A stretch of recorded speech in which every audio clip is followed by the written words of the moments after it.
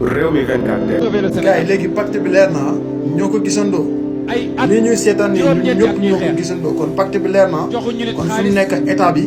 signé nañu seen pacte bi ñu war a signé pour ki nga xamante ne moom nañu teg pour imposer ñu ko ñun. léegi ñun population Sénégal ñun ñoo ci des bu fekkee ñun dañuy dof bu fekkente ñun suñu réew mi dañ koy jox ko français yi ci posar ci li ñuy gis nii mais gars yi ma xam ne kon ñun Sénégal ñun torox nañu ba faw quoi. lii nii ñun ñëpp ñoo ko seetaanoo ñoo ko gisandoo pacte bi leer na nañ ñu nit lii nii Amadou Ba dafa demoon pour France jàppale ko pour élection yi pour muy leer gars yi dañu nekk ay nit ñun duñu ay dof dañuy réfléchir nekkuñu ay dof Sénégal suñu askan wi duñ ko tayale duñ ko jox benn nasaraan di ko jox jaam yi nga xamante ñoom Amadou Ba ak ñoom Macky Sall traité yu bon yi nga xamante ne ay jaamu tubaab bi mais gars yi xoolal traître yi xoolal traître jaamu nasaraan nga xool li ñuy def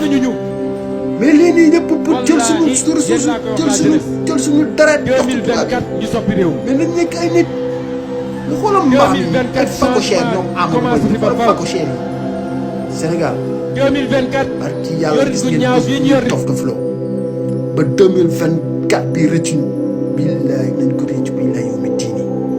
président Ousmane Sonko gis ngeen la duus seen lu caaxaan yo duusi nii force Sonko day bokk force seen affaire caaxaan day arrêté ba faw Sénégal nekk leen ay nit